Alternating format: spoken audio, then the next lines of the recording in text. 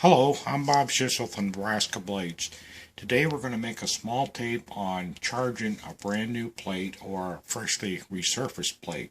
We'll go through the procedure and we'll show you how we do it. The first thing we're going to do is give it a light spray of H42. That is plenty. We insist that you use this blue paper towel, automotive towel.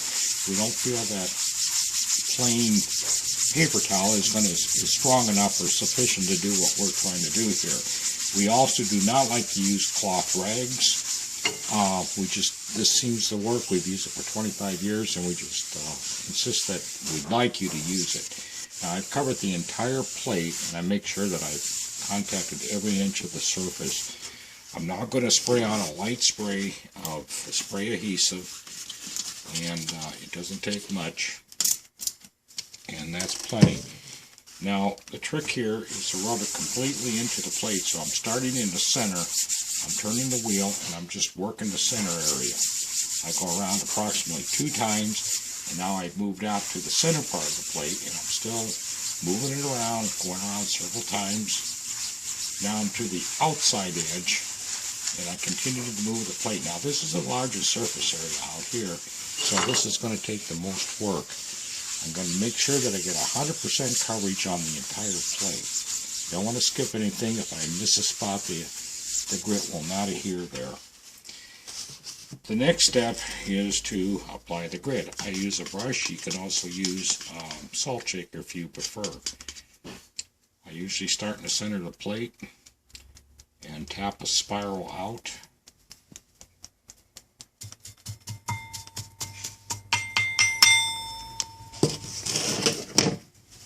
I'm now going to spread it out evenly with a larger brush. You can see it turning dark. That means it's getting wet with the spray adhesive and gives the grit a better chance of adhering to the plate. Make sure I get even coverage. Now I take my wood rub block and I start in the center of the plate. And the plate is turning itself as I make this circular motion.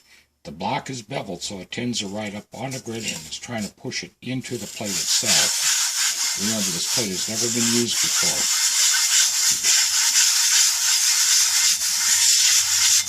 Now I moved out a little farther. Continue the swirls.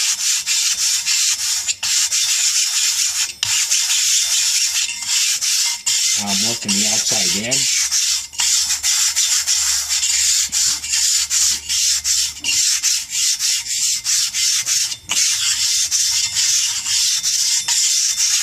Now when I slam the block down, grit is falling off. That usually means I have enough grit on the plate. If nothing would fall off like that, that means I should add more grit. Now I'm actually going to go on top of this grit, and what I'm really trying to do is push it down into the plate. It's starting to disappear into the plate.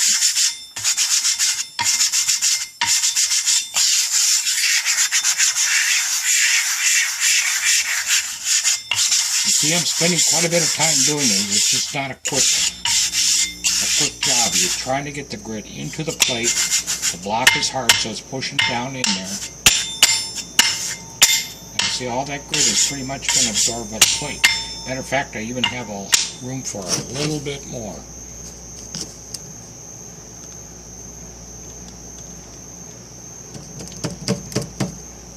Remember, the key was that when I slammed the block down, there was nothing that came off.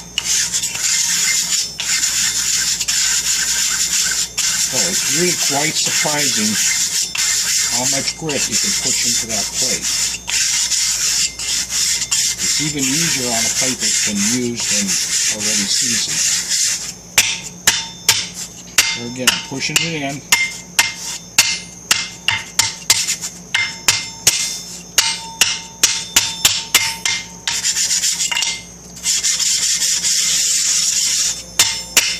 I don't seem to be able to get any more in, so we're going to consider the plate as fully loaded as we can get it.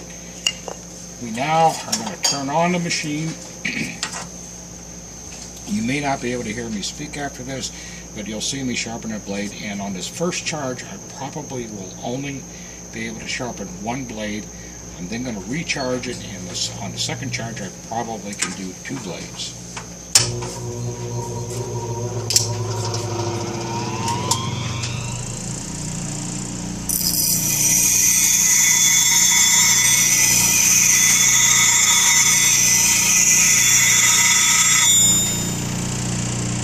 There's the bottom blade.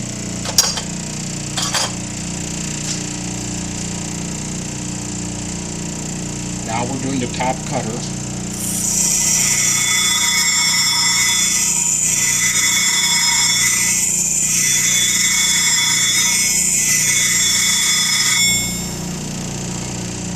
And we're satisfied with the ground. Now I'm going to try to do a second blade.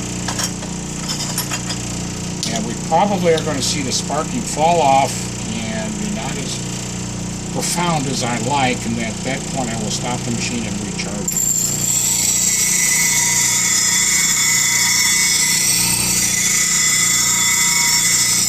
You can see things changing now. So at this point we're going to turn off the machine.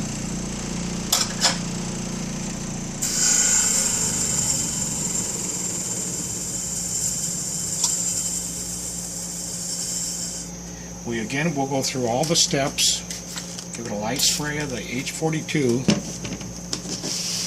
turn to a clean place on our blue paper towel, rub in the center, around several times, starting to move out. I'm in the center of the plate now. Now I'm starting to work the outside edge. And I'll just go around, make sure I get total 100% coverage. Light spray of the spray adhesive to a clean spot on my towel. I'm working the inside inches of the plate. I'm now working the center area of the plate, and I'm coming around to the outside edge. Make sure you get 100% coverage.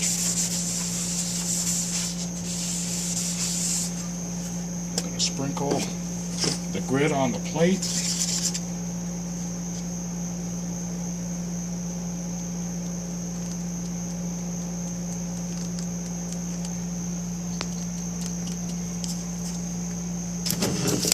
Spread it with the large brush. Get it all totally wet.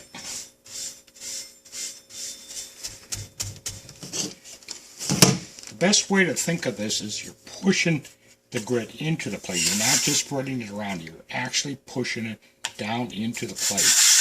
You can see the plate after the second use has started to scar up, scratch up. That's good. It's getting ready to hold its charge.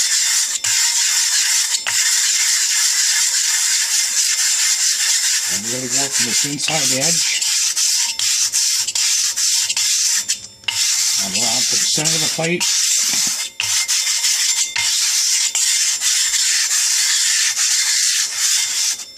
Now I'm going to work this last couple of inches out here.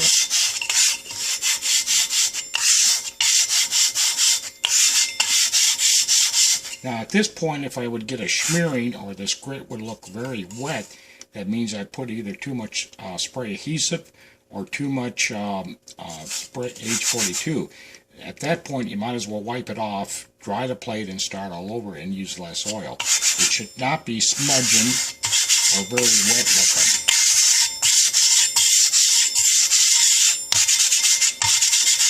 Now remember, I'm slamming it into the plate.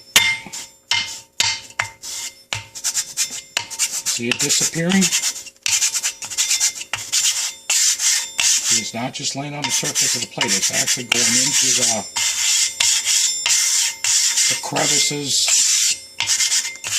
That's why a cast plate seems to work better. It's more porous to start with. Alright, I can't get the plate to hold any more grit. So we're going to start the machine and continue to sharpen.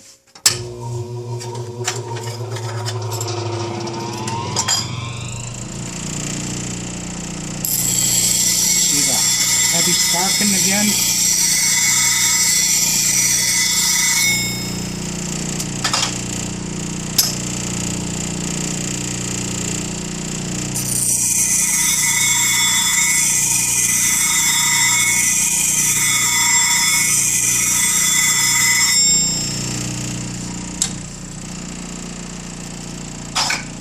this point, we should be able to do about 3 sets before we need to recharge the plate. After the plate is done about 20 blades and fully charged, fully seasoned, broke in on this 14-inch plate, you should be able to do 6 to 8 sets before you need to stop and recharge the plate. If you're not getting the sparking, you're either using too much grease or too much fluids, or you're not getting the grit set into the plate properly. I hope this helps.